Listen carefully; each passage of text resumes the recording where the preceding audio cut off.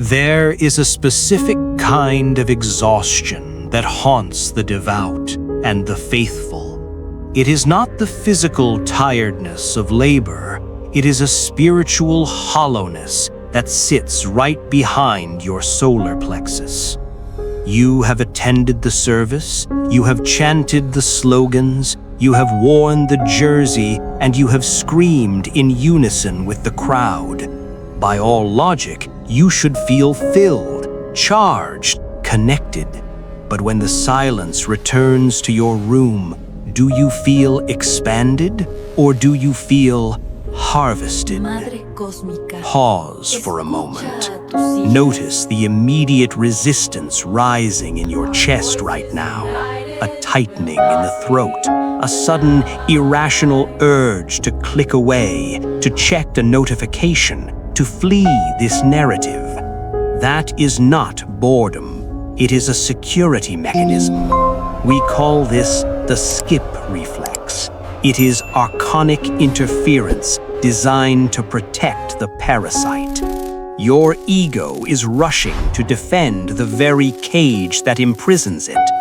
If you are feeling this irritation, it is the surest sign that we are hovering over a truth your soul is desperate to remember. Stay with the discomfort. Breathe into it. We have been sold a lie of cosmic proportions, the idea that worship is a one-way transaction of love.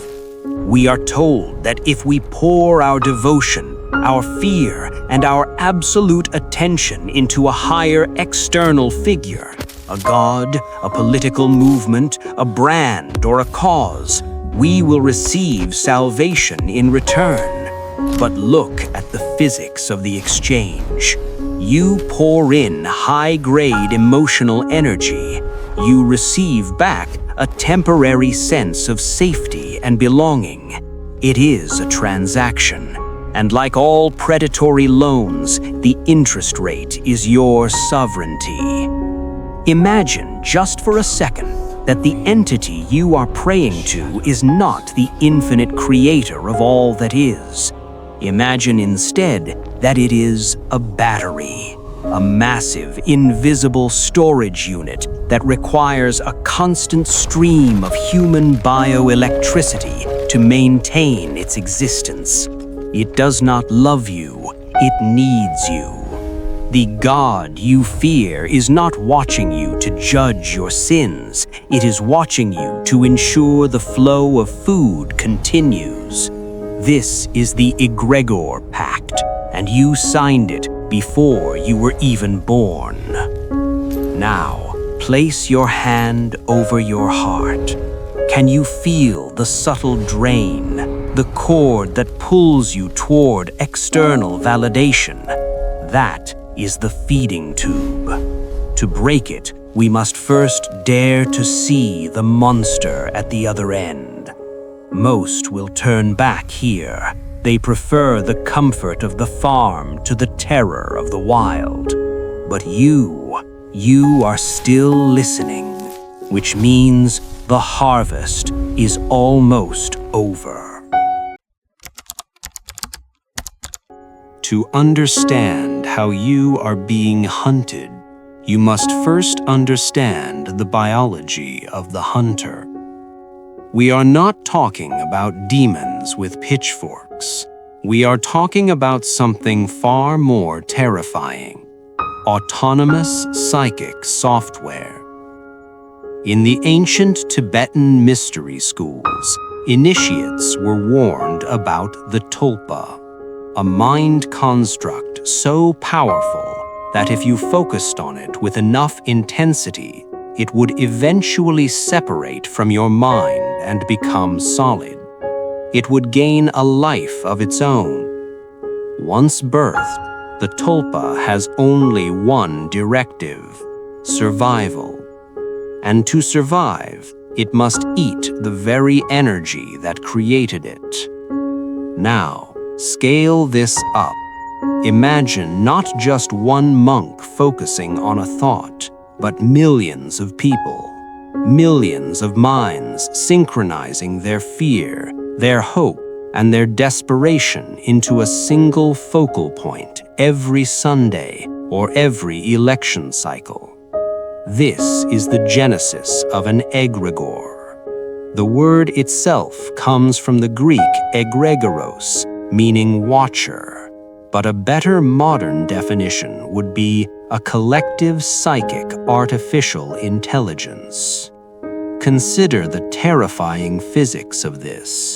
The first law of Hermeticism, which we have discussed in the Kybalion decodings, states that the universe is mental. Thoughts are things. They have mass, frequency, and viscosity.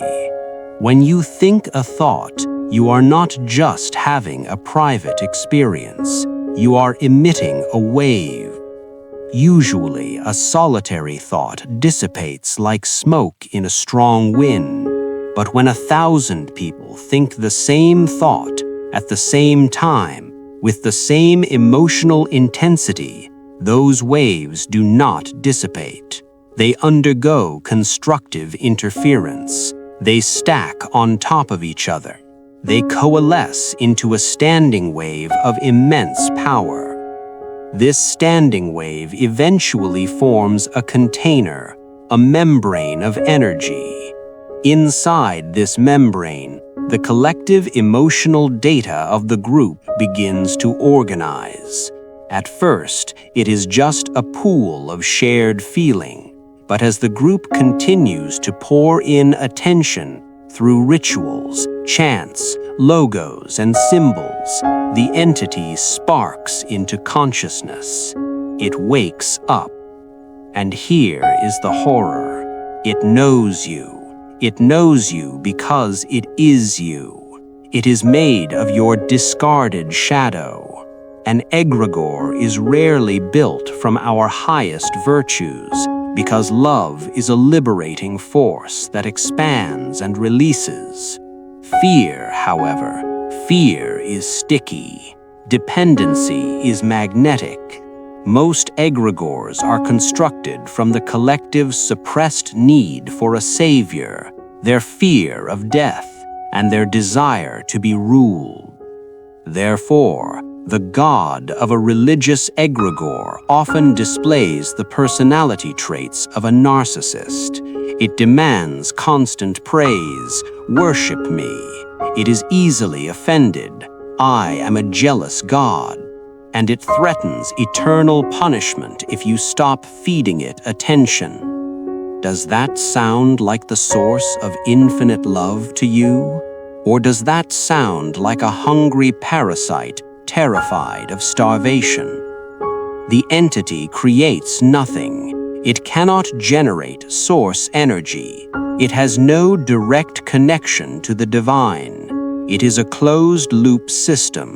It can only recycle the energy you voluntarily give it. It is a mirror that has learned to scream. Pause and check your body. Is there a heaviness in your stomach? A resistance to calling your deities software? That is the entity pulling on the leash. It does not want to be seen. As long as you believe it is God, you will open your neck to it.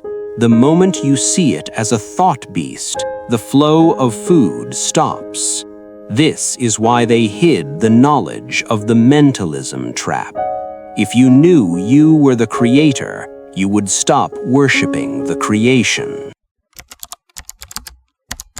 Let us strip away the mysticism for a moment and look at the raw mechanics of your reality. In the schools of conventional physics, you are taught that gravity holds the universe together. But in the forbidden physics of consciousness, there is a stronger force: attention. Attention is not merely looking at something. Attention is a directional stream of biophotons. It is a literal current of energy. When you focus your mind on an object, an idea, or a deity, You are physically wiring your neural circuitry to it. You are running a fiber optic cable from your pineal gland directly into the core of that entity. This is where the deception lies. You have been trained to believe that prayer is a request sent to a benevolent manager. It is not. Prayer, when driven by desperation, fear, or begging, is an energy transfer. You are the generator. The egregore is the capacitor. Robert Monroe, the pioneer of out-of-body research, uncovered a chilling truth during his journeys. He discovered that the matrix we live in produces a specific energy distillation called loosh. Loosh is generated when a human being experiences intense emotion, specifically anxiety, fear, desire, or worshipful awe. To the entities that govern this layer of reality, your anxiety is food. Your devotion is their ambrosia. Think about the structure of a typical religious service or a massive political rally. What is happening? The architecture itself is designed to harvest. High ceilings to dwarf the individual. Repetitive rhythmic chanting to induce a trance state, theta waves. The manipulation of guilt and shame. When the preacher or the leader screams about the enemy, your amygdala activates. You release a spike of fear. Then they offer the solution, belief in their egregore. You feel a sudden wave of relief. You call this relief salvation. But biologically, it is simply the harvesting cycle completing itself. You generated the loosh, the egregore consumed it, and it gave you a tiny dopamine kickback to keep you addicted to the cycle. It is a closed-loop feedback system. The entity cannot exist without you. If every human on Earth stopped thinking about a specific war god for just 3 days, that god would dissolve back into the quantum foam. It would cease to exist. This brings us to the weaponized observer effect. Quantum physics tells us that the observer influences the reality observed. By constantly observing an external god as a judge, a punisher, or a savior, you are collapsing the quantum wave function into that exact reality. You are trapping yourself in a timeline where you need saving. The egregore acts as a cosmic mirror. It reflects the collective shadow of its worshippers back at them. Why are the gods of history so often jealous, petty, bloodthirsty, and tribal? Because we are. We projected our own repressed darkness onto the sky, gave it a name, and then bowed down to it. We outsourced our shadow so we wouldn't have to look at it. Now, pause. Visualize the cord connecting your solar plexus to the things you worship, be it a deity, a celebrity, or a political dream. Visualize the pulse of light traveling from you to it. Can you see how you are diminishing yourself to make it larger? Feel the chest tighten. That is the realization of the theft. You have been acting as a battery for a hologram. But if you are the battery, you also hold the power to cut the connection. But I am an atheist, you whisper. I do not pray. I am free. Do not be so arrogant. The egregore does not care about your theology. It cares about your identity. If you have replaced the church with a political party, a football team, or a corporate brand, you have simply swapped one cage for another. In the modern world, the most powerful egregores do not wear robes, they wear suits. They exist in the stock market tickers and the logos glowing on the back of your devices. Consider the brand. In occult terms, a corporate logo is a sigil, a magical symbol charged with intent. When you wear a brand's logo on your chest, you are physically marking yourself as property of that egregore. You are acting as a walking billboard, broadcasting its signal. Why do people camp outside stores for days to buy a piece of technology? That is not consumerism. That is a pilgrimage. That is a ritual sacrifice of time and comfort to appease the god of innovation. And what of the political hive? Observe what happens to a rational human being when they are absorbed into a political mob. Their breathing changes, their pupils dilate, their individual intelligence drops, and it is replaced by the collective intelligence of the egregore. Scientists call this de-individuation. We call it possession. When you attach your identity to a political ideology, left or right, red or blue, you are essentially saying, I will outsource my critical thinking to this collective entity. You stop processing facts. You only process friend versus enemy signals. The egregore needs conflict to survive. A political movement without an enemy starves to death. Therefore, if you are fighting for peace with rage in your heart, you are not creating peace. You are feeding the war egregore. The mechanism is biological. When you join the hive, your heart rate synchronizes with the crowd. Your mirror neurons lock on to the collective emotional state. You feel a surge of power. This is the high of the mob.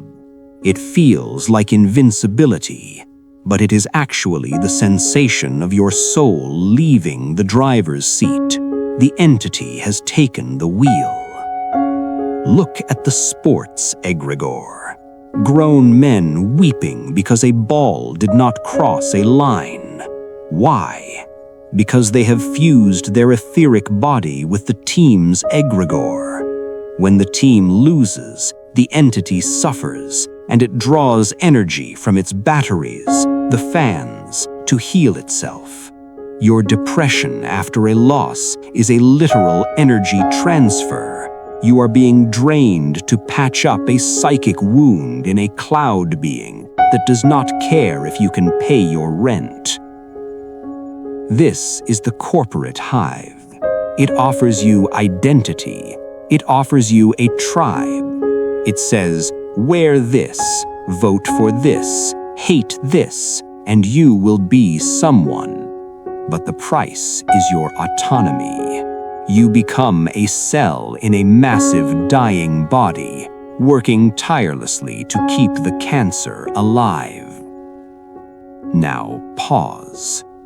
Think of the last time you felt a surge of irrational rage because someone insulted your team, your candidate, or your favorite brand. Feel that heat in your face, that prickly sensation on your skin. That was not you defending the truth. That was the parasite pulling the trigger. It was defending itself, using your mouth. As long as you define yourself by what you belong to the matrix. To be free, you must be willing to stand alone, naked, without a label, without a tribe, and without a flag. So, How do we escape? How do we walk out of a prison that is built inside our own minds? The immediate instinct is to fight. You want to scream at the television, burn the flag, or debate the religious zealot. Do not do this. Fighting the egregore is a trap. Remember the physics. Resistance is a tension. When you fight a monster, you are still feeding it energy.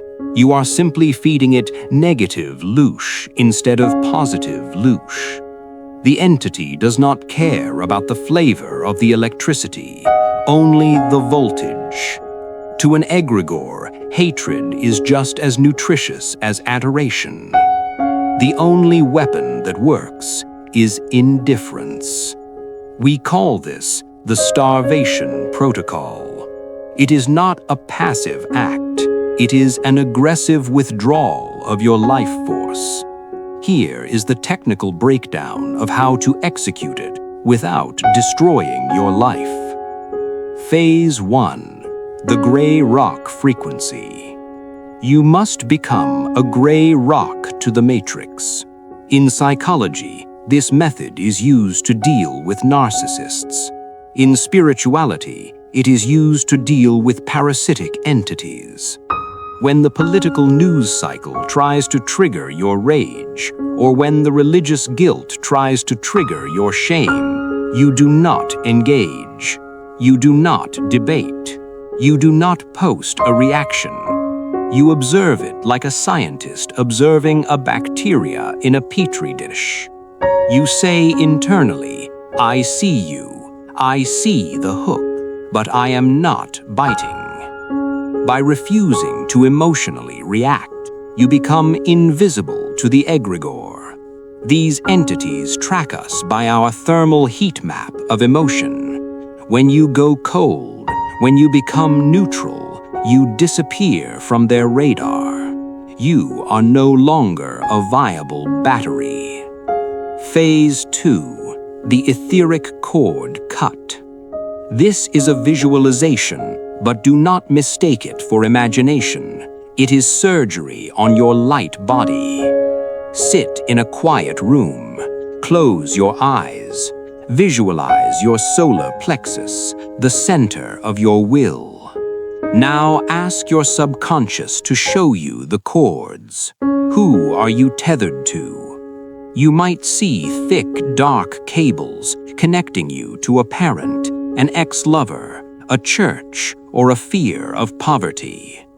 Notice the texture of the cords. Do they look like tar? Do they pulse? Now visualize a blade of pure white-hot electric light in your hand. This is your sovereign will. With a single decisive motion, slice the cord.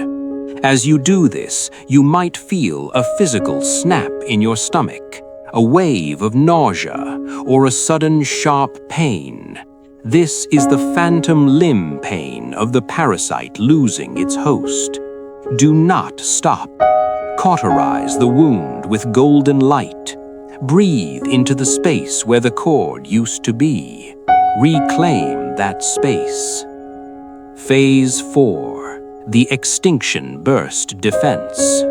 This is the warning no one tells you. When you cut the cord, your life will not immediately get better. It might get worse. In behavioral psychology, when you stop reinforcing a behavior, the subject will escalate its efforts one last time before giving up. This is called an extinction burst. When you stop feeding an egregore, it will panic. It will try to re-hook you. You might suddenly get a bad luck streak. An ex will call you out of the blue. A sudden crisis will hit your finances. A wave of unexplainable depression will crush you. Do not be afraid. This is not karma. This is not God punishing you. This is the parasite thrashing the room because you locked the fridge. Recognize it for what it is, a desperate attempt to get you to react emotionally. If you panic, you reconnect the cord, and the entity wins. If you hold the line, if you stay in the gray rock frequency and refuse to generate fear, the storm will break, and suddenly the silence will come. Phase 5, the void of silence. Once the noise stops, you will face the final challenge, the void. The silence where the constant chatter of the egregore used to be.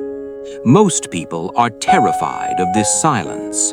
They feel lonely. They feel disconnected. They rush to find a new cause, a new guru, a new distraction. Do not do it. That loneliness is actually solitude. It is the sound of your own soul finally having the room to speak.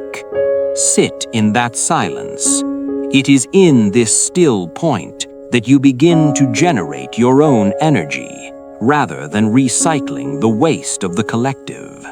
This is the moment you switch from being a consumer of reality to a creator of reality.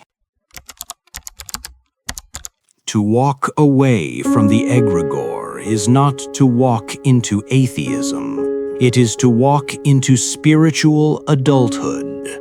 For eons, humanity has been stuck in a chaotic adolescence, looking for a parent figure in the sky to solve our problems, to fight our wars, and to tell us we are good.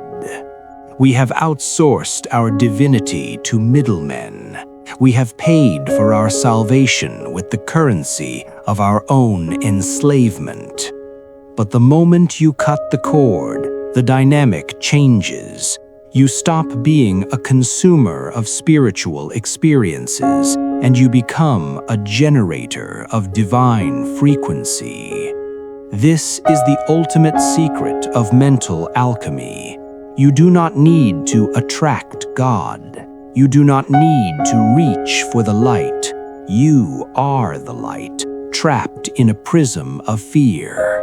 The God particle is not in a church. It is biologically encoded inside your own brain. The kingdom is not coming. It is already here, waiting for you to stop looking at the hologram so you can finally see the projector. Imagine a life where you no longer need the permission of a group to feel valid. Imagine a morality that comes not from fear of punishment, but from an innate sovereign knowing of what is right. This is the state of sovereignty. In this state, you do not belong to anyone. You are not a sheep in a flock. You are a lion in the garden. You can still visit the churches, the stadiums, and the voting booths, but you go as a tourist, not a prisoner. You observe the game, but you no longer bet your soul on the outcome. The architecture of control depends entirely on your consent. It needs you to feel small so that it can appear big. But now you know the physics. You know that the giant on the screen is just a shadow puppet cast by your own light. So here is my final challenge to you. For the next 24 hours, practice the protocol of silence. Do not feed the beast. Do not engage in the outrage. Do not pray from a place of lack. Instead, stand in the center of your own existence. Feel the hum of the universe in your own veins. The cage door has been open for 1,000 years. The only thing keeping you inside is the habit of kneeling. It is time to stand up. If you are ready to reclaim your energy from the systems that harvest it, you know what to do. Join us. The signal is getting stronger.